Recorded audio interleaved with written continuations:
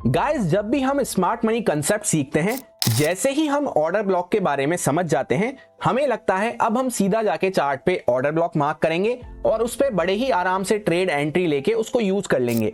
पर जब हम एक्चुअल में जाके चार्ट पे ऑर्डर ब्लॉक मार्क करने लगते हैं तो वहां पे कुछ परेशानियां, कुछ इश्यूज हमारे सामने आते हैं, जिनके रिलेटेड आप में से काफी सारे लोगों के कमेंट्स एंड डीएम्स भी आ रहे थे। उसमें से सबसे पहला एंड मेन इशू तो ये था कि जब भी हम चार्ट पे ऑर्डर ब्लॉक मार्क करने लगते हैं तो वहां पे मल्टीपल ऑर्डर ब्लॉक्स हमारे सामने हमें नजर आते हैं। जैसे 4, 5, 6, 7 ऑर्डर ब्लॉक्स हमें नजर आते हैं, तो उनमें से कौन से ऑर्डर ब्लॉक्स हमारे काम के हैं या फिर किन ऑर्डर ब्लॉक्स को हमें ट्रेड करना है, किन को यूज करना है, उसका पता हमें कैसे चलेगा।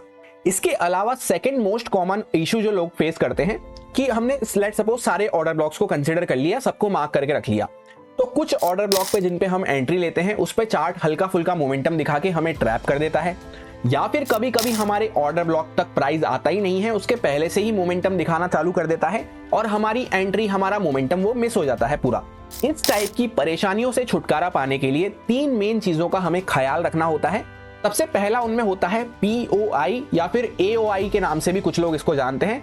फुल फॉर्म इसकी रहती है पॉइंट ऑफ इंटरेस्ट या फिर एरिया ऑफ इंटरेस्ट, जिसके थ्रू हमें यह पता चलता है कि कौन से एरिया का ऑर्डर ब्लॉक हमारे लिए सबसे ज्यादा वैलिड रहेगा, जिसपे हम सबसे ज्यादा रिलाय कर सकते हैं। इसके बाद सेकंड सेगमेंट में हम ये देखने वाले हैं कि 5 इसेंशियल जो फैक्टर्स होते हैं एक वैलिड ऑर्डर ब्लॉक के, वो क्या क्या होते हैं, उन पे हमें खास ध्यान रखना है। उसके बाद थर्ड एंड लास्ट सेगमेंट में हम ये डिस्कस करने वाले हैं कि टाइप्स ऑफ ऑर्डर ब्लॉक क्या क्या होते हैं, कितने तरह के ऑर्डर ब्लॉक्स हमें देखने को मिलते हैं। जनरली 5-6 तरह के ऑर्डर ब्लॉक्स हमें देखने को मिलते हैं। ये तीनों पॉइंट्स, ये तीनों सेगमेंट अगर हमारे क्लियर हैं तो काफी हद तक हम स्मार्ट मनी ट्रैप्स का शिकार नहीं होंगे। इस वीडियो में इन तीनों सेगमेंट पे हम बात करने वाले हैं। उसी के साथ साथ जो आप में से काफी सारे लोगों के डाउट्स एंड क्वेरीज बने रहते हैं, उस पे भी हम चर्चा करने वाले हैं। अच्छा, अब जो भी लोग इसी वीडियो से चैनल पे जुड़े हैं, जिनको पता नहीं है ऑर्डर ब्लॉक वगैरह क्या होता है, वो इन 2 वीडियोस को चेकआउट कर सकते हैं। इसमें डिटेल में हमने समझ रखा है कि ऑर्डर ब्लॉक क्या होता है। बेसिकली एक type of smart money concept होता है ऑर्डर ब्लॉक। एंड अगर आपको पता ही नहीं है कि स्मार्ट मनी कंसेप्ट क्या होते हैं, ये सब क्या बातें चल रही हैं, तो उसके ऊपर एक कंप्लीट प्लेलिस्ट बना के चैनल पे अपलोड कर रखी है। Short, simple and to the point video रहेगा। चलिए सीधा वीडियो को शुरू करते हैं।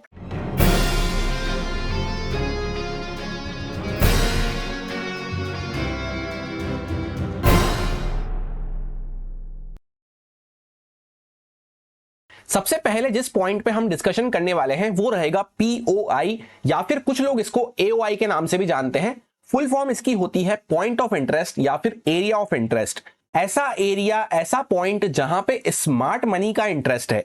क्योंकि हम क्या कर रहे हैं, स्मार्ट मनी कंसेप्ट को सीख रहे हैं। ऑर्डर ब्लॉक वगैरह जो भी हम डिस्कस करते हैं वो सब क्या है, स्मार्ट मनी कंसेप्ट है, स्मार्ट मनी के काम करने का तरीका है। तो पॉइंट ऑफ इंटरेस्ट ऐसा एरिया होता है, ऐसा पॉइंट होता है जहां पे उस प्राइस के आसपास स्मार्ट मनी को इंटरेस्ट है अपने ऑर्डर्स को पंच करने में, या फिर कुछ ऑर्डर्स उसके रह गए हैं पहले के, तो उसको वहां पे फुलफिल करने में। अब नेक्स्ट क्वेश्चन लोगों के मन में ये आना चाहिए कि POI या फिर AOI हमें कहां पे देखने को मिलते हैं। तो मोस्ट कॉमनली हमें POI या फिर AOI वहां पे देखने को मिलते हैं जहां से एक इंपल्सिव मोमेंटम पहले हमें होता हुआ नजर आया है। जैसे इस एरिया के आसपास से एक इंपल्सिव मोमेंटम, फास्ट मोमेंटम हमें होता हुआ नजर आया था प्राइस का, तो उस एरिया के आसपास जाते जाते वापस से हमें एक वहां पे रिवर्सल देखने को मिल सकता है, या फिर वहां पे ऑर्डर पंच होते हुए नजर आ सकते हैं, या कोई पहले के ही स्मार्ट मनी के ऑर्डर वहां पे बच रहे हैं तो वो भी फुलफिल होते हुए नजर आ सकते हैं। उस वजह से उस एरिया के आसपास हमें पॉइंट ऑफ इंटरेस्ट या फिर एरिया ऑफ इंटरेस्ट देखने को मिल सकता है। मोस्ट ऑफ द टाइम एक ऑर्डर ब्लॉक या फिर ऑर्डर फ्लो के आसपास ही हमें नियर बाय हम लिख सकते हैं, नियर बाय ही एक POI हमें देखने को मिलता है। पर सभी ऑल ऑर्डर ब्लॉक या फिर ऑल ऑर्डर फ्लो हमारे POI नहीं हो सकते हैं। इस बात को बस हमें ध्यान रखना है, इससे हमारी काफी सारी प्रॉब्लम यहां पे सॉल्व हो जाएगी। और दूसरी लैंग्वेज में इसी पॉइंट को किस तरह से समझ सकते हैं कि कुछ सेलेक्टेड ऑर्डर ब्लॉक्स पे ही हमें वहां पे काम करना है, या फिर कुछ सेलेक्टेड ऑर्डर फ्लो पे ही हमें काम करना है। सभी ऑर्डर ब्लॉक या फिर ऑर्डर फ्लो जो रहते हैं वो हमारे POI नहीं होते हैं। यही मेन रीजन है कि अगर हमने 3 से 4 ऑर्डर ब्लॉक या फिर POI मार्क कर लिए, तो ऐसा हो सकता है किसी ऑर्डर ब्लॉक पे तो चार्ट टैप करेगा ही नहीं, प्राइस टैप करेगा ही नहीं, और किसी पे टैप करके वहां पे हल्का फुल्का, जैसे ये बियरिश ऑर्डर ब्लॉक मान लेते हैं, हमने यहाँ पे मार्क कर लिया, पर ये हमारा कोई POI नहीं है, तो इसके आसपास चार्ट आएगा, थोड़ा बहुत यहाँ पे इस तरह से रिएक्ट करेगा, हमें लगेगा नीचे जाने वाला है यहाँ से, पर वापस से इस तरह से ब्रेकआउट कर देगा और हमें ट्रैप कर लेगा, हमारे स्टॉप लॉस हिट हो जाएंगे। फिर उसके बाद अगर हम ऐसा सोचे कि यहाँ पे ऑर्डर ब्लॉक तो काम ही नहीं कर रहा है, स्मार्ट मनी कंसेप्ट तो काम ही नहीं कर रहा, तो उसमें स्मार्ट मनी की गलती नहीं है, वहां पे हमारी गलती है कि हमें सही से पीओआई मार्क करना नहीं आ रहा है। पहला काम है हमारा ऐसा एरिया आइडेंटिफाई करना कि जहां पे स्मार्ट मनी की नजर हो सकती है, वहां पे वो अपने ऑर्डर्स फुलफिल कर सकता है या फिर नए ऑर्डर्स को एग्जीक्यूट कर सकता है। तो पहला काम हमारा क्या हो गया, पीओआई या फिर एओआई को ढूंढना, ऐसे एरिया को ढूंढना। फिर उस एरिया के अंदर में हमें ऑर्डर ब्लॉक या फिर ऑर्डर फ्लो को आइडेंटिफाई करना चालू करना है कि क्या वहां पे कोई valid order block order flow है या फिर नहीं है। इस तरह से हमें काम करना है। पहले से ही हम ऑर्डर ब्लॉक मार्क करके बैठ जाएं और सोचें कि उस पर चार्ट रिएक्ट करेगा, तब तो फिर हमारे साथ वही होगा कि कभी तो उस पर प्राइस आएगा ही नहीं, और कभी आएगा तो छोटा मोटा रिएक्शन दिखा के और ट्रैप कर देगा। अब डायग्राम के थ्रू मैं कुछ एग्जांपल्स आपको शेयर करने वाला हूं पीओआई के रिलेटेड, जिसमें ना सिर्फ हम ये देखने वाले हैं कि कौन से वैलिड पीओआई होते हैं जिसपे हम रिलाय कर सकते हैं, क्या उनके इंपॉर्टेंट फैक्टर्स होते हैं, बल्कि साथ के साथ हम ये भी समझने वाले हैं कि कहां पे नॉर्मल ट्रेडर्स गलती करते हैं, किन चीजों को भूल जाते हैं या किन चीजों को मिस कर देते हैं, जिससे फिर उनका एक पीओआई वैलिड पीओआई नहीं बन पाता है। सबसे पहले यहां पे हमने बियरिश पीओआई का सिनेरियो ले रखा है। अब अगर हम बियरिश पीओआई आइडेंटिफाई करना चालू कर रहे हैं तो हम क्या मान के चल रहे हैं कि यहाँ पे चार्ट डाउन ट्रेंड में बना हुआ है, यानी स्ट्रक्चर जो है वो लोअर हाइज लोअर लोज का बना हुआ है, तभी जाके हम बियरिश पीओआई को आइडेंटिफाई कर रहे हैं। स्ट्रक्चर मैपिंग वगैरह ये सब आपको नहीं आती है तो ऑलरेडी हमने पहले की वीडियोस में डिस्कस कर रखा है डिटेल में, आप चाहें तो उसमें चेकआउट कर सकते हैं, उससे आपको स्ट्रक्चर समझ में आ जाएगा। वैलिड पीओआई ढूंढने के लिए दो पॉइंट सबसे इंपॉर्टेंट होते हैं, जिसमें से जनरली सेकंड पॉइंट को लोग मिस कर देते हैं।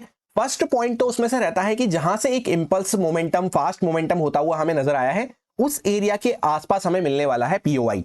इस बात को तो लोग ध्यान रख लेते हैं, पर जो सेकंड पॉइंट होता है सबसे इंपॉर्टेंट, उसको लोग मिस कर देते हैं कि लोगों के स्टॉप लॉस वहां पे हटा के, उसके बाद लोगों की लिक्विडिटी स्वीप करके, उसके बाद अगर वो पीओआई बना है तो उसकी क्रेडिबिलिटी, उसकी वैलिडिटी और भी ज्यादा बढ़ जाती है।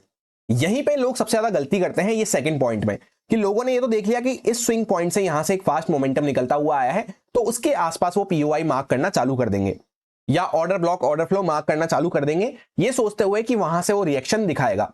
पर इसमें गलती क्या करते हैं लोग, यहां पे अगर मान लेते हैं जैसे यहां तो स्टॉप लॉस लोगों के क्लियर कर दिए, इसीलिए मैंने यहां पे इस तरह से मार्क कर रखा है, ये आपको एक्सप्लेन करने को कि चार्ट यहां पे अच्छा खासा फॉल करता हुआ आया, ऊपर गया, वापस नीचे आने की कोशिश करी। अब साइकोलॉजी वाइज यहां पे क्या होता है, जब भी प्राइस एक अच्छा खासा मोमेंटम कर देता है डाउन साइड पे, तो जो न्यू रिटेल ट्रेडर्स होते हैं उनकी ये रैली पूरी मिस हो गई होती है, तो वो वेट कर रहे होते हैं एक पुल बैक का। वापस से जैसे ही प्राइस पुल बैक देता है तो उनको लगता है एक बेटर प्राइस पे उनको शॉर्ट करने की अपॉर्चुनिटी मिल रही है, यहां पे वो शॉर्ट करने की कोशिश करते हैं। टेक्निकल्स के साथ साथ जब आप साइकोलॉजिकली बातों को समझते हुए जाएंगे तो वो कंसेप्ट आपके हमेशा के लिए दिमाग में फिक्स हो जाएंगे, उनको आपको रटना नहीं पड़ेगा। तो जिनकी ये मिस हो गई रैली, यहां पे शॉर्ट करने एंटर हुए हल्के फुल्के रिट्रेसमेंट पे, उन सबके स्टॉप लॉस हटाने के बाद ही मार्केट नीचे की साइड पे जाता है जनरली। 5 बार कभी कभी 100 में से हमें ऐसा देखने को मिलेगा कि न्यू रिटेल ट्रेडर्स का भी पैसा बना दे साथ के साथ स्मार्ट मनी अपने साथ ले जाके, ऐसा बहुत कम होता है। यानी वो 5 बार कैसा होता है कि यहां पे नीचे तक ही प्राइस रहा और इसके नीचे से ही यहां से हम नीचे की साइड पे मूव करना चालू कर दिए, ऐसा कभी कभी हमें देखने को मिलेगा सिर्फ। पर जनरली अच्छा पीओआई हमारा वो होता है जहां पे पहले के स्टॉप लॉस हटाए हो, उसके बाद इस तरह से ऊपर आया हो प्राइस, फिर नीचे गिरा हो। इस टाइप का जो सिचुएशन होता है, इसमें क्या हो रहा है कि यहां से एक इंपल्सिव मोमेंटम हुआ, तो जो सेलर्स यहां से बैठे हैं वो तो बैठे ही हैं, उनको कोई दिक्कत ही नहीं है। उसके बाद यहां से और सेलर्स बैठ गए, यहां से और सेलर्स बैठ गए, फिर यहां से और सेलर्स बैठ गए। तो इस टाइप के मोमेंटम में अगर हम यहां पे पीओआई मार्क करना चालू करेंगे तो उसमें हम पक्का ट्रैप होते हुए नजर आएंगे। ज्यादा अच्छा केस हमारे लिए क्या हो जाता है कि इस तरह से यहां पे लोगों का माइंडसेट पहले चेंज करा हो प्राइस ने, क्योंकि यहां पे लोगों को क्या दिख रहा है कि एक अच्छा फॉल हुआ, वापस ऊपर गया, जो लोग यहां पे शॉर्ट करके बैठे उनके भी स्टॉप लॉस यहां पे टारगेट कर लिए, और बाकी लोगों को भी ये विश्वास दिला दिया कि हाँ यार यहां पे एक ब्रेकआउट सा होता हुआ नजर आया है, चलो यहां पे हम बाय कर लेते हैं। तो कुछ लोगों का यहां पे माइंडसेट बदल दिया, कुछ लोगों के यहां पे स्टॉप लॉस खाली कर दिए, स्टॉप लॉस ट्रिगर कर दिए। उसके बाद अगर कोई हमें मोमेंटम देखने को मिल रहा है तो वो रिलायबल मोमेंटम हो जाता है। स्मार्ट मनी का काम यही है कि बाकी लोगों के स्टॉप लॉस हटा के फिर नीचे की साइड पे लेके जाना चार्ट को, यानी जाना उसको नीचे ही था पर बाकी लोगों का माइंडसेट चेंज करा, स्टॉप लॉस हटाए, फिर जाएगा नीचे। तो ऐसे टाइम पे जब यहाँ पे इनिशियल मोमेंटम यहां से चालू हुआ है तो उसके आसपास हमें एक अच्छा वापस से मोमेंटम देखने को मिल सकता है, क्योंकि यहाँ पे कुछ ऑर्डर्स छूट गए होते हैं स्मार्ट मनी के, या फिर वापस से उसकी ख्वाहिश होती है यहाँ पे कुछ और ऑर्डर्स पंच करने की। तो जब ऐसा हमें कुछ होता हुआ नजर आए तब हमें यहाँ पे एक बेस्ट पीओआई मिल सकता है। इसके आसपास हम जब ट्रेड प्लान करते हैं तो फिर हमें वन वे मोमेंटम देखने को मिलता है, बहुत अच्छा रिस्क रिवॉर्ड देखने को मिलता है। अब इसी के साथ यहाँ पे कुछ पॉइंट्स आपके और क्लियर कर देता हूं इस डायग्राम में। जैसे यहां से एक अपसाइड का मोमेंटम हमें होता हुआ नजर आया, तो यहाँ पे कुछ लोग बुलिश ऑर्डर ब्लॉक इस तरह से मार्क करना चालू कर दिए होंगे। ब्लू कलर से एक काम करता हूं, मैं मार्क कर देता हूं, यहाँ पे बुलिश ऑर्डर ब्लॉक मार्क करा, वापस से प्राइस इस पर टैप करा, तो लोग यहाँ पे बाइंग अपॉर्चुनिटी ढूंढ रहे होंगे। ऐसी गलती जनरली कौन करता है? जिन्हें सही से स्ट्रक्चर मार्क करना नहीं आता है, जिन्हें ये पता ही नहीं है कि स्ट्रक्चर बना हुआ ही लोअर हाइज लोअर लोस का है, तो उन्हें बियरिश अपॉर्चुनिटी ढूंढनी है। इस टाइप के लोग यहाँ पे ट्रैप होते हुए नजर आते हैं, क्योंकि वो काम ही बुलिश यहाँ पे ऑर्डर ब्लॉक पे कर रहे हैं। सो सिंपली ट्रेंड के अगेंस्ट में अगर हम काम कर रहे हैं, वहां पे पीओआई हम ढूंढ रहे हैं, तो उसमें पहले ही हमारे सक्सेस के चांसेस कम हो जाते हैं। तो उसको हमें या तो अवॉइड कर देना है, शुरुआत में अगर हम सीख रहे हैं तो आराम से अवॉइड कर सकते हैं, या फिर हमारी इच्छा ही है उसको यूज करने की, तो हम कम क्वांटिटी से उसको काम में ले सकते हैं। उसके बाद एक और पॉइंट आपको यहाँ पे क्या देखने को मिलेगा कि जैसे यहाँ पे एक ब्रेक ऑफ स्ट्रक्चर होता हुआ नजर आया, वापस से सेम ट्रेंड में ही हम कंटिन्यू कर रहे हैं। तो ब्रेक ऑफ स्ट्रक्चर होने के बाद जो ये फर्स्ट यहाँ पे ऊपर का इस तरह से स्विंग लगा हुआ है, इसके आसपास लोग, बहुत सारे लोग यहाँ पे पीओआई मार्क करने की कोशिश करते हैं, या यूं कह सकते हैं ऑर्डर ब्लॉक वगैरह मार्क करने की कोशिश करते हैं, क्योंकि पीओआई तो वो रहता नहीं है। क्यों नहीं रहता है? क्योंकि जो फर्स्ट स्विंग लगी रहती है ब्रेक ऑफ स्ट्रक्चर या फिर चेंज ऑफ कैरेक्टर होने के बाद, जनरली क्या होता है, वहां पे रिटेलर्स एंटर करने की कोशिश करते हैं, क्योंकि उनको क्या दिख रहा है, यहां पे एक अच्छा मोमेंटम हुआ, चलो यहां पे हमारे मार्केट ने स्टॉप लॉस हिट कर दिए इंटरनली घूम घाम के, वापस से एक मेजर ब्रेकडाउन होता हुआ उनको नजर आता है, तो सब लोग वहां पे वेट कर रहे होते हैं कि चार्ट जैसे ही पुल बैक देगा वो यहां पे शॉर्ट करने की कोशिश करेंगे। सो इन शॉर्ट हम ऐसा कह सकते हैं कि जहां पे न्यू रिटेल ट्रेडर्स काम कर रहे हैं, वहां पे हमें काम नहीं करना है, उनके हिसाब की साइकोलॉजी, उनके हिसाब की मेंटलिटी से हमें काम नहीं करना है। तो जो यहाँ पे ब्रेकडाउन होता हुआ नजर आया, उसके बाद चार्ट ऊपर की साइड में मूव करता है, तो इस स्विंग के आसपास आते आते वो लोग यहाँ पे शॉर्ट करने की कोशिश करते हैं। और कभी कभी ऐसा होगा भी सही कि जैसे इस स्विंग के आसपास आए, उन्होंने यहाँ पे ऑर्डर ब्लॉक या पीओआई अपने मार्क कर रखे होंगे, जो कि एक्चुअल में है भी नहीं। इसके आसपास आके थोड़ा सा यहाँ पे प्राइस इस तरह से रिएक्ट करेगा, उनको लगेगा वो सही ट्रेड में बैठ गए हैं, और इस तरह से यहाँ पे उनके स्टॉप लॉस हिट कर दिए जाएंगे। क्योंकि एक्चुअल में हमारा पीओआई क्या था? ये था हमारा एक्चुअल में पीओआई, जिसने पहले की लिक्विडिटी भी यहाँ पे स्वीप करी थी, यहां से फास्ट मोमेंटम भी हमें देखने को मिला था। उसके साथ साथ ब्रेक ऑफ स्ट्रक्चर होने के बाद फर्स्ट स्विंग को भी यहाँ पे एज अ इंड्यूसमेंट जो हम कंसिडर करते हैं, आईडीएम जिसको कहते हैं, वो इंड्यूसमेंट भी यहाँ पे हो चुका है। तो ये कुछ बातों के साथ जब हमारा पीओआई बनता है, तो उसकी प्रोबेबिलिटी, उसकी रिलायबिलिटी सबसे ज्यादा होती है। अब लोग यहाँ पे गलती यही करते हैं कि बाकी पॉइंट्स को भूल भाल के वो सिर्फ एक पॉइंट पे ध्यान रखते हैं कि किस स्विंग से मोमेंटम निकला है। जैसे यहां से ये मोमेंटम निकला है, तो भले ही उनको स्मार्ट मनी के स्ट्रक्चर से भी कोई मतलब नहीं है, ट्रेंड से भी कोई मतलब नहीं है, लिक्विडिटी स्वीप हुई नहीं हुई उससे कोई मतलब नहीं है, इंड्यूसमेंट हुआ नहीं हुआ उससे कोई मतलब नहीं है। वो सिर्फ क्या करते हैं, यहां से स्विंग से मोमेंटम निकला है, तो यहां पे ऑर्डर ब्लॉक मार्क करके बैठ जाएंगे और वेट करेंगे इसके आसपास प्राइस के आने का। और जैसे ही थोड़ा बहुत यहां से रिएक्शन दिखेगा, उनको लगेगा उनका ऑर्डर ब्लॉक सक्सेसफुली काम कर रहा है, और इस तरह से फिर वो ट्रैप हो जाते हैं। फिर दोबारा वो यहाँ पे वेट करेंगे कि यार चलो अब तो पक्का यहाँ पे चार्ट नीचे की साइड पे ही गिरता जा रहा है, मैं यहाँ पे बियरिश ऑर्डर ब्लॉक आइडेंटिफाई करके या बियरिश पीओआई आइडेंटिफाई करके यहाँ पे बैठ जाता हूं। फिर वापस से चार्ट यहाँ पे आएगा, वो यहाँ पे एंटर करने की कोशिश करेंगे, हल्का फुल्का चार्ट रिएक्ट करेगा और वापस से उनके स्टॉप लॉस ट्रिगर हो जाएंगे। फिर उनको उसके बाद लगता है कि स्मार्ट मनी कंसेप्ट ही एक्चुअल में फेल है, पर ऐसा नहीं है, स्मार्ट मनी कंसेप्ट फेल नहीं है। उन्होंने सिर्फ कुछ पॉइंट्स को देखा, कुछ पॉइंट्स को जाना, ऑर्डर ब्लॉक वगैरह को मार्क करना सीखा और उस पर वो काम करना चालू कर रहे हैं। जबकि जैसा मैंने आपसे कहा कि पूरा मार्केट ही जो चलता है, जैसे गाड़ी फ्यूल पे चलती है तो पूरा मार्केट लिक्विडिटी पे चलता है।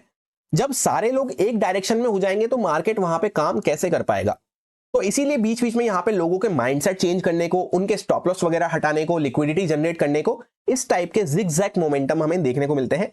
ओवरऑल चार्ट को जाना एक डायरेक्शन में ही होगा, नीचे ही जाना होगा, पर बीच बीच में यहाँ के स्टॉप लॉस हटाए, फिर वापस से नीचे आया, यहाँ पे थोड़ा दिखाया कि हाँ यार सपोर्ट ले रहा हूँ, वापस उन लोगों को बिठाया, उनका माइंडसेट यहाँ पे चेंज करा, फिर वापस से उनके स्टॉप लॉस हटाए।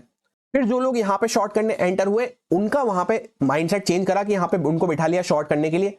वो लोग यहाँ पे एंटर हुए ब्रेकडाउन देख के और वापस से प्राइस ऊपर निकलना चालू कर दिया। और वो क्या सोचते रहेंगे कि चलो यहाँ तक जाएगा, यहाँ पे उनका स्टॉप लॉस होगा, तो ये स्टॉप लॉस भी उनका हटा दिया, उन सबके स्टॉप लॉस यहाँ पे खा लिए, फिर जाके एक्चुअल पीओआई से वो यहाँ पे रिएक्शन दिखाएगा। और फिर इस वजह से लोग सोचते हैं कि यार हम ही अनलकी हैं, हमसे ही नहीं हो पा रहा।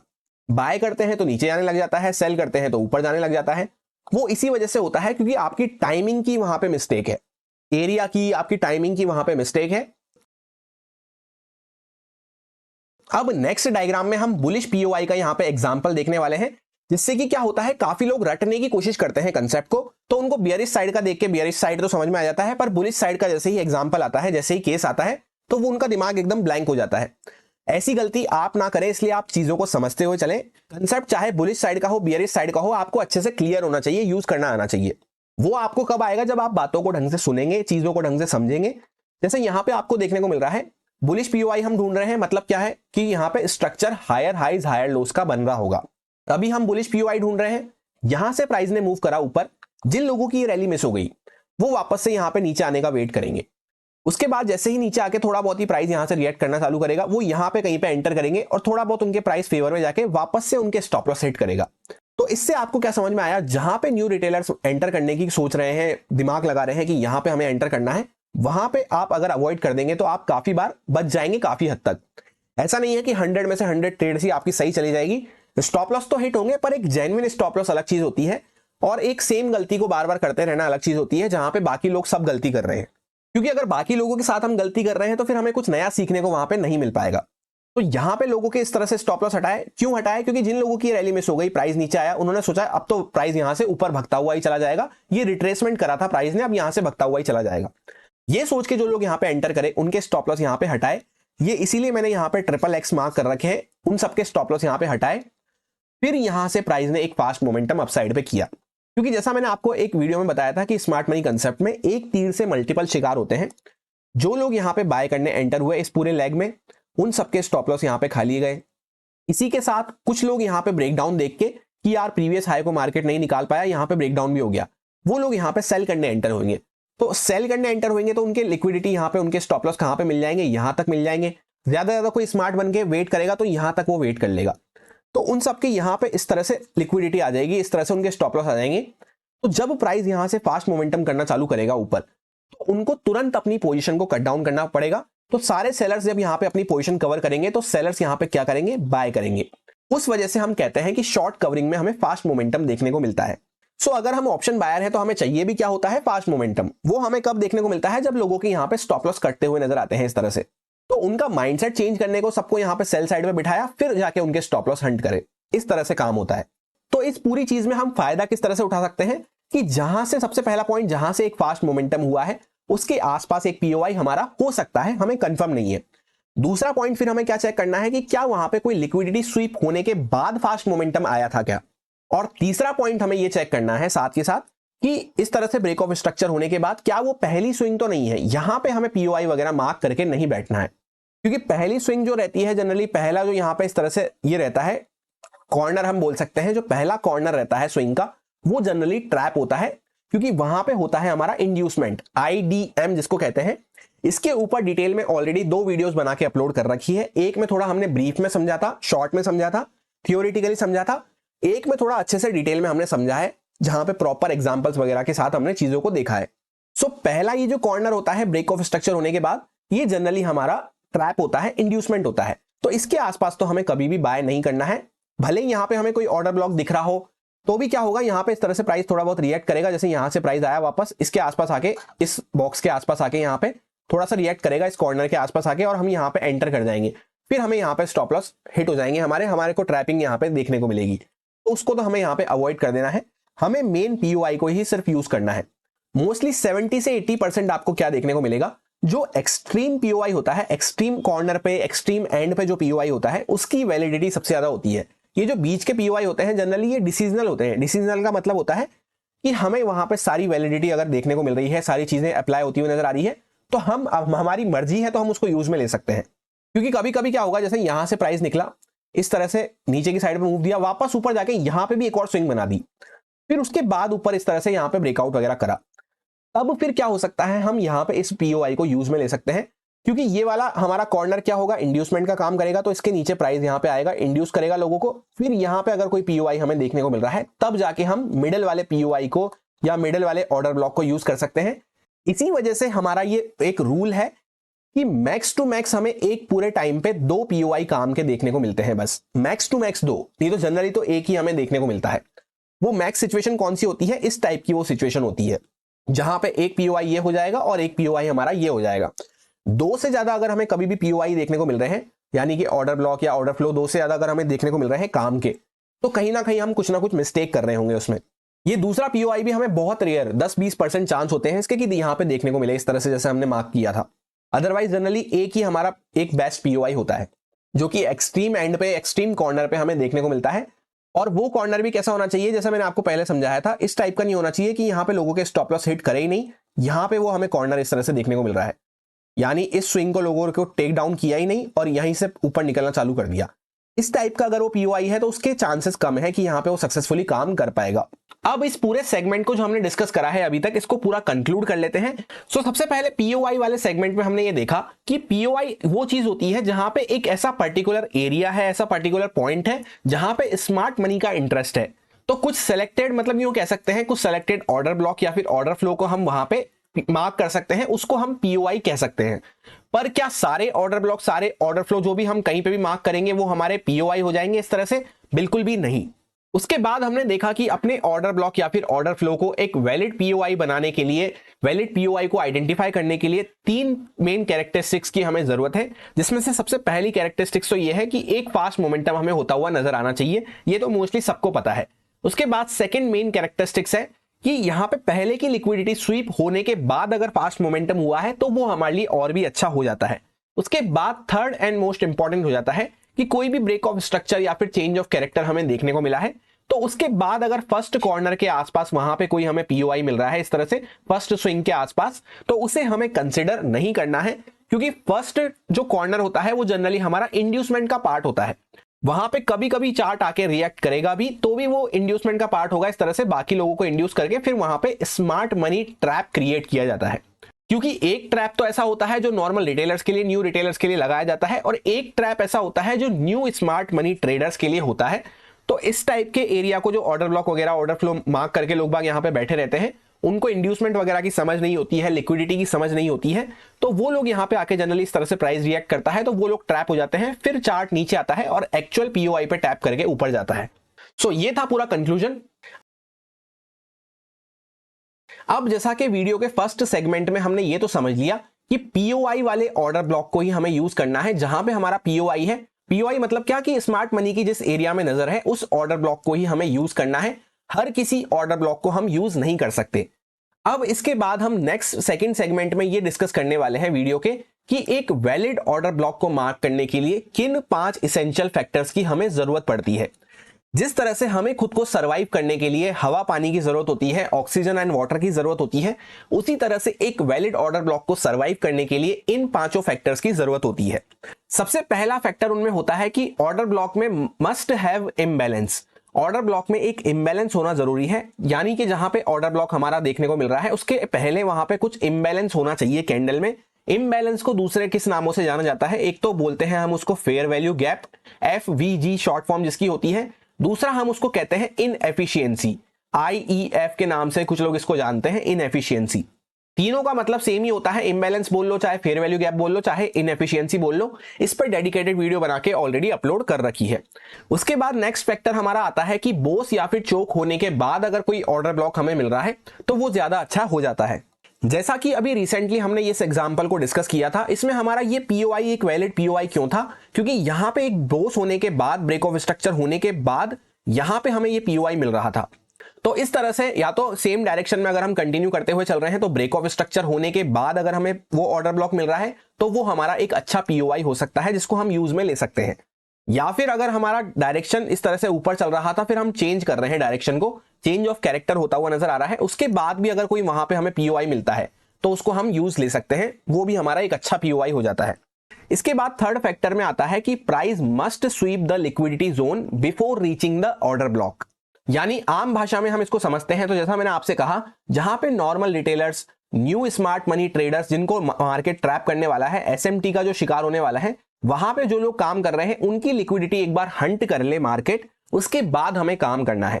यानी स्वीप लिक्विडिटी जोन का मतलब ये हो जाता है कि लिक्विडिटी जोन जो भी होते हैं उनको मार्केट एक बार स्वीप कर ले, उसके बाद हमें काम करना है ऑर्डर ब्लॉक पे, तो वो हमारे लिए बेस्ट हो जाता है। लिक्विडिटी जोन्स क्या होते हैं, बाय सेल लिक्विडिटी वगैरह क्या होती है, इस पे वैसे कभी हमने डेडिकेटेड वीडियो बना के कोई डिस्कशन नहीं किया है। आप लोग चाहेंगे तो एक वीडियो बना के हम इस पर डिस्कशन कर लेंगे बाद में कभी। अगर आप लोग इंटरेस्टेड हो तो कमेंट करके जरूर बताना। जहां पे हम ये डिस्कस करने वाले हैं कि नॉर्मल लोग कहां पे बाय सेल करते हैं, उनकी लिक्विडिटी किस तरह से मार्केट में मिलती है, वो सब चीजों को हम डिस्कस करने वाले हैं। उन्हीं को लिक्विडिटी जोन कहा जाता है, जिसमें बाय साइड लिक्विडिटी क्या होती है, सेल साइड लिक्विडिटी क्या होती है, वो सब भी हम डिस्कस कर लेंगे। फिलहाल इस वीडियो के लिए हम इतना सा समझ सकते हैं कि लिक्विडिटी जोन्स वो होते हैं जहां पे बाकी लोग बाय सेल कर रहे हैं। तो बाकी लोग जहां पे सेल कर रहे हैं वहां पे हमें रुक जाना है, वेट कर लेना है, उनके स्टॉप लॉस कट जाने के बाद हमें सेल करना है अगर हमें वहां पे सेल करना है तो। उसी तरह से बाकी लोग भी वहां पे बाय कर रहे हैं, हमें भी बाय करना है, तो पहले उनके स्टॉप लॉस हंट हो जाने का वेट करना है, स्वीप लिक्विडिटी जोन हो जाने का वहां पे वेट करना है।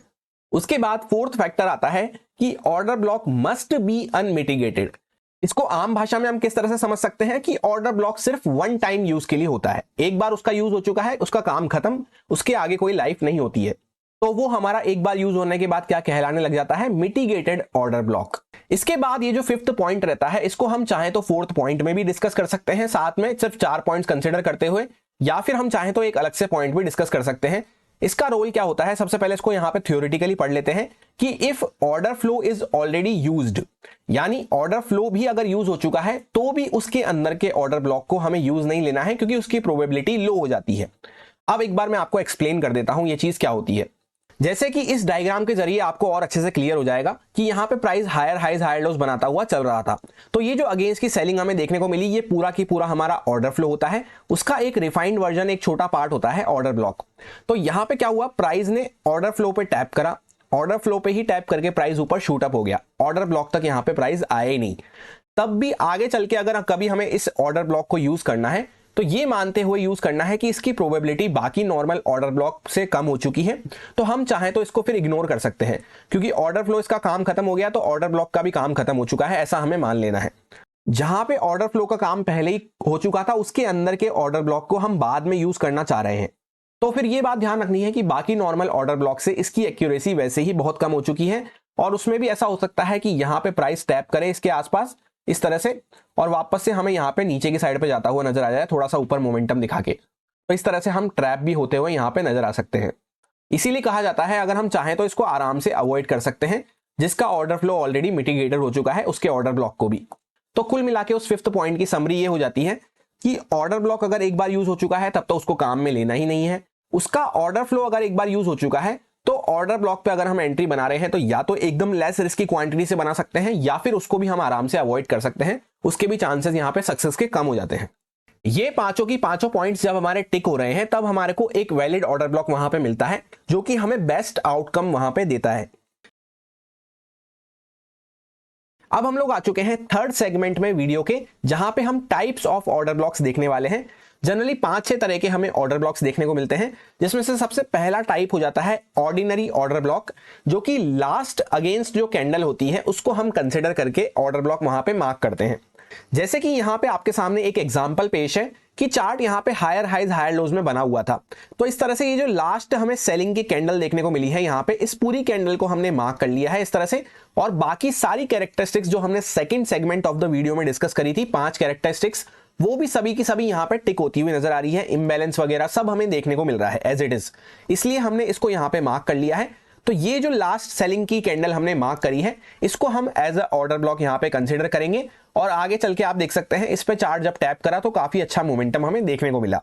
तो इस केस में हमने क्या करा है, ये हमारा ऑर्डिनरी ऑर्डर ब्लॉक हो जाता है। यहां पे इस तरह से आपको मैं जूम करके दिखा देता हूं कि किस चीज को हमने मार्क किया है।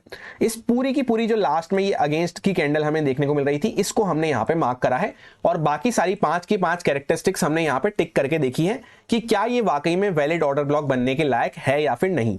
अब उसके बाद सेकंड टाइप के ऑर्डर ब्लॉक को अगर हम देखते हैं तो इसको कहा जाता है प्राइमरी इंपल्स ऑर्डर ब्लॉक, जिसमें फर्स्ट कैंडल को हमें मार्क करना होता है कंप्लीट मूव के। पिछले वाले में हमने क्या करा था, ऑर्डिनरी ऑर्डर ब्लॉक में लास्ट अगेंस्ट की कैंडल को हमने मार्क किया था, इसमें सेम मोमेंटम के फर्स्ट कैंडल को हमें मार्क करना है। सेकंड टाइप के ऑर्डर ब्लॉक के एग्जांपल को डिस्कस करने के लिए फर्स्ट वाले एग्जांपल को जो हमने देखा था ऑर्डिनरी ऑर्डर ब्लॉक वाले को, उसी को हम थोड़ा सा मॉडिफाई करने वाले हैं, जिससे कि साथ के साथ आपको डिफरेंस भी समझ में आ जाएगा दोनों में। जैसे पहले हमने क्या देखा था कि यहाँ पे अगेंस्ट की कैंडल हमने ली है, ये पूरी की पूरी लाल, जिसका डॉट लो यहाँ पे इस प्राइस के आसपास हमें देखने को मिल रहा था, उसके ऊपर से ही नेक्स्ट यहाँ पे ग्रीन कैंडल स्टार्ट हुई थी। पर इसी केस में अगर मान लेते हैं कि ग्रीन कैंडल नीचे से चालू होती, यानी कि लास्ट ये वाली कैंडल ऐसी कैसे रहती, इसके नीचे से अगर ये ग्रीन कैंडल यहां कहीं से चालू होती, जैसे इस केस में आपको देखने को मिल रहा है, ये जो मैंने यहां पे डायग्राम आपके सामने बनाया है 2 कैंडल्स का, तब फिर हमें क्या करना होता है, ये पूरी की पूरी कैंडल को हमें यहां पे ऑर्डर ब्लॉक की तरह से मार्क करना होता। ये हो जाता है सेकेंड टाइप, जिसको कहा जाता है प्राइमरी इंपल्स ऑर्डर ब्लॉक, कि यहां पे हम गिरते हुए आए इस तरह से, डॉट हमने जहां पे जो लो लगाया उसकी कैंडल को हमें मार्क करना होता है, क्योंकि ऐसा माना जाता है कि चार्ट अच्छा खासा एक डायरेक्शन में मूव करता हुआ आ रहा था, किसी ने वहां पे पैसा अपना इनफ्लो करा, स्मार्ट मनी ने, ऑपरेटर ने, उस प्राइस को वहां से घुमाने के लिए, उस चार्ट को वहां से घुमाने के लिए, तो उस प्राइस के आसपास जो डॉट लो लगा के जो कैंडल लगी है वो कैंडल मेन हमारे लिए इंपॉर्टेंट हो जाती है। तो पहले वाले केस में क्या था कि अगेंस्ट वाली कैंडल जो हम फॉल करते हुए आए, लास्ट सेलिंग कैंडल हमारी जो थी, लास्ट अगेंस्ट कैंडल जो हमारी थी, वही हमारी डॉट लो लगाई थी यहां पे, इसलिए हमने उसको एज इट इज मार्क कर लिया था। पर इस वाले केस में अगर मान लेते हैं कि डॉट लो हमारी ये वाली ग्रीन कैंडल लगाती, तो फिर हमें ये first candle of the move लेनी होती, जो फिर हमारा सेकंड टाइप का ऑर्डर ब्लॉक बन जाता। तो फिर इस पूरी की पूरी कैंडल को हमें as a order block mark करना होता, और इसीलिए इसको फर्स्ट कैंडल कहा जाता है, क्योंकि इस तरह के ये मोमेंटम चलने से पहले जो पहली कैंडल ने जो डॉट लो लगाया, कभी कभी आपको इस टाइप का केस देखने को मिलेगा। इसके बाद आता है थर्ड टाइप का ऑर्डर ब्लॉक, जिसको कहा जाता है मिड मूवमेंट ऑर्डर ब्लॉक। ये ऐसा ऑर्डर ब्लॉक होता है जैसे इस तरह से यहाँ पे प्राइस मूव करता हुआ जा रहा है, एक्चुअल में तो प्राइस का ओरिजिनेशन कहां से हुआ है, यहां से। तो अभी तक जो पहले के दो ऑर्डर ब्लॉक हमने डिस्कस करे वो क्या कहां पे बन रहे थे, एकदम प्राइस के बॉटम पार्ट पे बन रहे थे। पर कभी कभी आपको ऐसा देखने को मिलेगा यहाँ पे प्राइस के बीच में भी एक ऑर्डर ब्लॉक आपको देखने को मिलेगा, तो इस तरह से यहाँ पे प्राइस टैप करेगा और उस पर ऊपर शूट अप हो जाएगा। तो ये जो पूरे मोमेंटम के बीच में यहाँ पे ऑर्डर ब्लॉक हमें देखने को मिलते हैं, एक्सट्रीम वाले ऑर्डर ब्लॉक के अलावा, तो बीच वाले जो ऑर्डर ब्लॉक होते हैं उनको कहा जाता है मिड मूवमेंट ऑर्डर ब्लॉक। जैसे फॉर एग्जांपल यहाँ पे आपके सामने एक एग्जांपल पेश है, यहां से प्राइस अच्छा खासा ऊपर की साइड पे मूव करता हुआ आ रहा है, तो बीच में जहां पे ये इस तरह से यहाँ पे थोड़ा सा सेलिंग का अगेंस्ट का मूव दिखाया, प्राइस अच्छा खासा हायर हाइज हायर लोज में चल रहा था, अगेंस्ट का सेलिंग का मूव दिखाया, और वहां पे एक ऑर्डर ब्लॉक हमें देखने को मिला इस तरह से, उस पर प्राइस आगे टैप करा और वहां से शूट अप हो गया। तो इस तरह के ऑर्डर ब्लॉक को कहा जाता है मिड मूवमेंट ऑर्डर ब्लॉक, जहां पे मोमेंटम कहीं और से ओरिजिनेट हुआ है पर बीच में उसके कहीं पे एक ऑर्डर ब्लॉक बन गया है, तो उस पे प्राइस टैप करके ऊपर निकल गया है। अब उसके बाद आता है फोर्थ टाइप का ऑर्डर ब्लॉक, जिसको कहा जाता है विक बेस्ड ऑर्डर ब्लॉक। जो कैंडल की विक होती है उसको भी कभी कभी हमें as a order block consider करना पड़ता है। किस सिचुएशन में करते हैं उसका एक एग्जांपल मैं आपके सामने पेश कर देता हूं। जैसे फॉर एग्जांपल अभी जो लास्ट हमने रीसेंट एग्जांपल लिया था मिड मूवमेंट ऑर्डर ब्लॉक का, उसमें इस वाली ग्रीन कैंडल को हमने पूरा as a order block consider करके यहां पे मार्क किया था, और उस पे से प्राइस इस तरह से शूट अप हो गया था। पूरी कैंडल को यहां पे हमने मार्क किया था। पर इसी कैंडल में अगर हमें ऐसा देखने को मिलता कि जो पूरी की पूरी हमारी कैंडल है उसकी विक, जो उसकी शेडो होती है कैंडल का पूरा ये नीचे का पार्ट आपको देखने को मिल रहा है, विक की साइज कैंडल के पूरे हाफ साइज से ज्यादा बड़ी हो, यानी जो पूरी की पूरी हमारी कैंडल है उसकी आधी से ज्यादा अगर विक की साइज हो, तब फिर हमें सिर्फ विक को वहां पे as a order block mark करना होता है। जैसे अगर इस टाइप की ये कैंडल होती तो इसमें हम विक से लेकर विक तक पूरा यहां पे मार्क करते, और इस तरह से ये हमारा एक ऑर्डर ब्लॉक बन जाता। इसको हम नाम दे देते बुलिश ऑर्डर ब्लॉक का। वैसे तो हमें नॉर्मली आंखों से देखकर ही समझ में आ जाता है, जैसे ये पूरी कैंडल है, इसको हमने हाफ करा तो इतना हमें देखने को मिल रहा है, यानी ये एक पार्ट हो गया और ये एक पार्ट हो गया। तो क्या इससे ज्यादा हमें विक देखने को मिल रही है? जी हाँ, बिल्कुल देखने को मिल रही है, क्योंकि इस कैंडल में क्या है, ऑलमोस्ट 80% के आसपास, 70% के आसपास हमें विक देखने को मिल रही है। तो जहां पे 50% से ज्यादा की हमें विक देखने को मिल रही है, उसको हम पूरा ऐसे विक को ले सकते हैं एज अ ऑर्डर ब्लॉक। इसे कहा जाता है विक बेस्ड ऑर्डर ब्लॉक। इसके बाद आता है फिफ्थ टाइप का ऑर्डर ब्लॉक, जिसका नाम होता है ब्रेकर ब्लॉक। ये उस कंसेप्ट पे वर्क करता है, जैसा आपने सुना होगा कि सपोर्ट एक बार टूट जाने के बाद रेजिस्टेंस बन जाता है, सप्लाई जोन एक बार टूट जाने के बाद डिमांड जोन बन जाता है। उसी तरह से एक बियरिश ऑर्डर ब्लॉक अगर वहां से इस तरह से हम मार्क करके बैठे हैं कि यहाँ पे बियरिश ऑर्डर ब्लॉक है, सपोज करते हैं यहाँ पे कोई कैंडल थी, उसको हम वहां से एक फास्ट मोमेंटम हमें चलता हुआ नजर आया, तो हमने उस कैंडल को पूरा मार्क कर लिया, बाकी सारे 5 की 5 फैक्टर्स भी टिक हो रहे थे, सब कुछ टिक हो रहा था, तो एक वैलिड ऑर्डर ब्लॉक यहाँ पे बना हुआ था। पर क्या हुआ, प्राइस वापस से ऊपर आया और एक बड़ी सी शार्प कैंडल के साथ, फास्ट मोमेंटम वाली कैंडल के साथ, स्ट्रॉन्ग बड़ी कैंडल के साथ यहाँ पे उस ऑर्डर ब्लॉक को ब्रेक करके उसके ऊपर चला गया। तो उसके बाद क्या होगा, ये जो हमारा ऑर्डर ब्लॉक था, बियरिश ऑर्डर ब्लॉक था, उसको हम ब्रेकर ब्लॉक मान के यहां पे अब उसको बुलिश ऑर्डर ब्लॉक की तरह से कंसिडर कर सकते हैं। कब कर पाएंगे, उसके लिए 2 क्राइटेरिया मेन है। एक तो शार्प स्ट्रॉन्ग कैंडल के साथ इसको यहां पे ऊपर ब्रीच करना चाहिए वो, उसके बाद यहां पे जहां तक मोमेंटम जाए जाने दो, उसके बाद छोटे मोमेंटम के साथ, स्लो मोमेंटम के साथ अगर ये वापस इसके आसपास आता है, छोटी छोटी कैंडल्स बना के इस तरह से डोजी टाइप ऑफ कैंडल या कंफ्यूजिंग कैंडल, स्लो मोमेंटम के साथ कुल मिला के वापस से आता है और इसके आसपास से अगर सपोर्ट लेता है, तो यहां पे हमारी एक और फ्रेश एंट्री की अपॉर्चुनिटी बनती है।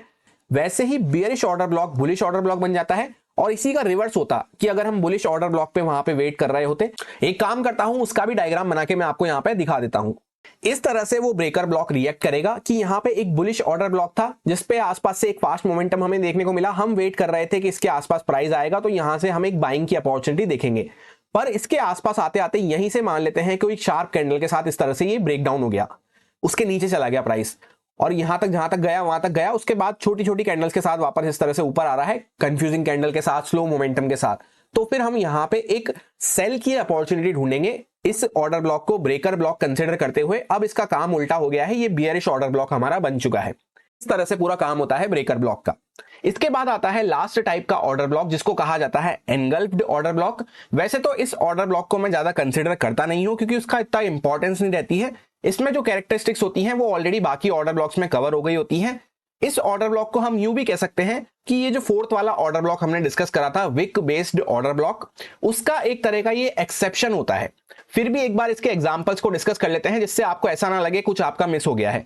जैसे यहां पे आपको देखने को मिलेगा प्राइस यहां पे फॉल करता हुआ आया, एक ऐसी कैंडल हमें देखने को मिली जिसमें बॉडी थोड़ी कम हमें देखने को मिल रही थी।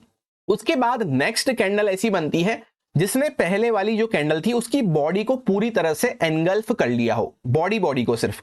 इस टाइप के केस में अगर यहां से प्राइस ऊपर निकला है तो ये पूरी की पूरी जो पहले वाली कैंडल है जो एनगल्फ्ड हो चुकी है, जिसकी बॉडी एनगल्फ हो चुकी है, इस पूरी कैंडल को हमें एज अ ऑर्डर ब्लॉक यहां पे कंसीडर करते हुए मार्क करना होता है। फिर दोबारा कभी भी इस पे प्राइस आए यहां पे टैप करे तो हमारे लिए एक बाइंग की अपॉर्चुनिटी रहती है। ये पूरी की पूरी कैंडल को हमें as a engulfed order block कंसीडर करते हुए मार्क करना होता है। ये एनगल्फ्ड ऑर्डर ब्लॉक की कैटेगरी में आती है। अब जैसा आपको यहां पे देखने को मिल रहा होगा कि फोर्थ वाली जो कैटेगरी हमने डिस्कस करी विक बेस्ड ऑर्डर ब्लॉक की, वैसी कैंडल ये हमें देखने को मिल रही है, पर हुआ क्या है अगली वाली कैंडल ने इसकी बॉडी को पूरी तरह से एनगल्फ कर लिया है। तो ये फोर्थ वाली कैटेगरी में ना आते हुए सिक्स्थ वाली कैटेगरी में आएगा, एनगल्फ्ड ऑर्डर ब्लॉक की कैटेगरी में। इसीलिए मैंने आपसे कहा था फोर्थ वाली कैटेगरी का ये एक एक्सेप्शन होता है। अभी नॉर्मली क्या होता अगर हमने सिर्फ फोर्थ वाली कैटेगरी तक ही पढ़ा होता या फोर्थ वाली कैटेगरी तक ही समझा होता तो हम क्या करते इसमें यहां पे पूरा की पूरा इसको नीचे से इस तरह से विक से लेकर विक तक पूरा यहां पे मार्क करते। पर जिसने पूरे 6 की 6 कैटेगरी को पढ़ रखा है उसको ये बात पता है कि इस टाइप के केस में जहां पे बॉडी पूरी एनगल्फ हो चुकी है उसमें पूरा की पूरा कैंडल को हमें लेना है, यानी ये फोर्थ वाली कैटेगरी का एक्सेप्शन हो जाता है। बस इतना सा ही काम है इसका, कोई अलग से ज्यादा अच्छी कैटेगरी नहीं है, बाकी सब चीजें यहां पे सेम रहती है। किसी को कोई कंफ्यूजन ना हो इसलिए एक बार यहां पे डिस्कस कर लेते हैं। सपोज ये कैंडल अब इस तरह से हो जाती जहां पे पूरी बॉडी इसकी यहां पे कवर नहीं कर पा रही होती वो, तब फिर हम यहां पे इसको फोर्थ वाली कैटेगरी कंसीडर करते हुए यहां पे इस तरह से विक बेस कैटेगरी में यहां पे काम लेते और विक को विक से मार्क करते, विक से विक तक पूरा। ऐसा ही सेम केस हमारे बियरिश साइड पे भी रहेगा कि प्राइस यहां पे ऊपर मूव करता हुआ आ रहा था, एक ऐसी कैंडल हमें देखने को मिली जिसकी बॉडी को पूरी अच्छे से अगली वाली कैंडल ने एनगल्फ कर लिया है, कवर कर लिया है, फिर वहां से प्राइस नीचे ड्रॉप डाउन होता है। तो ऐसे केस में हमें एनगल्फ्ड ऑर्डर ब्लॉक को यहां पे कंसीडर करते हुए पूरे के पूरे ऑर्डर ब्लॉक को यहां पे मार्क करना है इस तरह से, और इसको हम नाम दे देंगे यहां पे बियरिश ऑर्डर ब्लॉक का। और फिर दोबारा से प्राइस इस पर टैप करेगा तो हमारे लिए यहां पे बियरिश अपॉर्चुनिटी बनेगी। वहीं पे सपोज करते हैं पूरी कैंडल को एनगल्फ नहीं किया होता, इस तरह से हमें नेक्स्ट कैंडल यहां पे देखने को मिल रही होती, तब फिर हमें ये फोर्थ वाली कैटेगरी में रखते हुए विक बेस ऑर्डर ब्लॉक को ही मार्क करना होता, जहां पे विक से हमारा काम चल जाता। तो एक लाइन में यूं कह सकते हैं जहां पे पूरी बॉडी एनगल्फ हो जाए वहां पे सिक्स्थ वाली कैटेगरी लगा लेनी है, नहीं होगी तो वहां पे हमारी फोर्थ वाली कैटेगरी नॉर्मली लगती रहेगी। बाकी ज्यादा कोई रोल नहीं है इसका। यहाँ पे प्राइस इस तरह से अपसाइड पे मूव करता हुआ आया तो जो डॉट यहाँ पे हाई लगा वही हमें पूरी वैसे भी कैंडल मार्क करनी होती है, तो उसके बाद हमने वैसे भी पूरी कैंडल को मार्क किया है। सो गाइज ये होते हैं वो 6 टाइप के ऑर्डर ब्लॉक मेनली, जिनके रिलेटेड आप में से काफी सारे लोग पूछ रहे थे, स्पेशली ब्रेकर ब्लॉक के रिलेटेड आप में से काफी सारे लोगों की क्वेरीज आ रही थी। सो आई होप आपको ब्रेकर ब्लॉक भी समझ में आ गया होगा और भी बाकी टाइप के ऑर्डर ब्लॉक आपको समझ में आ गए होंगे। इस वीडियो में मेनली हमने ये डिस्कस करा कि पीओआई क्या होता है। एक वैलिड ऑर्डर ब्लॉक को हम पीओआई कहते हैं, जिसमें सारी क्राइटेरिया भी टिक हो रहे हैं और उसमें वहां पे स्मार्ट मनी का इंटरेस्ट भी हो, जिससे कि हम उसके साथ हाथ मिला के काम कर सके। हर किसी ऑर्डर ब्लॉक पे हमें काम नहीं करना है, अदरवाइज हम स्मार्ट मनी ट्रैप का शिकार होते हुए नजर आएंगे। उसके बाद वीडियो में हमने देखा 5 मेन कैरेक्टरिस्टिक्स को ऑर्डर ब्लॉक के रिलेटेड। उन पांचों की पांचों कैरेक्टरिस्टिक्स का टिक होना जरूरी है एक अच्छे ऑर्डर ब्लॉक के लिए। फिर उसके बाद हमने थर्ड सेगमेंट में टाइप्स ऑफ ऑर्डर ब्लॉक को समझा, जहां पे ये सारे ऑर्डर ब्लॉक आपके सामने हैं, इसके बारे में हम डिटेल में बात कर चुके हैं। और कंप्लीट वीडियो के दौरान हमने कुछ आपकी क्वेरीज एंड डाउट्स को भी सॉल्व करने की कोशिश करी। होपफुली आपके सारे क्वेश्चंस का आंसर आपको मिल गया होगा। अगर नहीं मिला है, कोई अभी भी आपकी डाउट या फिर क्वेरी बची हुई है, तो कमेंट करके आप पूछ सकते हैं। नेक्स्ट वीडियो आपको किस टॉपिक पे चाहिए कमेंट करके जरूर बताना। होपफुली ये वीडियो आपकी लाइफ में कुछ ना कुछ वैल्यू ऐड जरूर करेगी, कुछ ना कुछ नया सीखने को, कुछ ना कुछ आपकी गलतियां सुधारने को आपको जरूर मिला होगा इस वीडियो से। अच्छी लगी हो वीडियो तो लाइक एंड कमेंट करके अप्रिशिएट कर सकते हैं। अदरवाइज आपका कुछ फीडबैक हो तो वो भी आप कमेंट करके दे सकते हैं। इस वीडियो में फिलहाल इतना ही, मिलते हैं किसी नेक्स्ट वीडियो में। Thank you.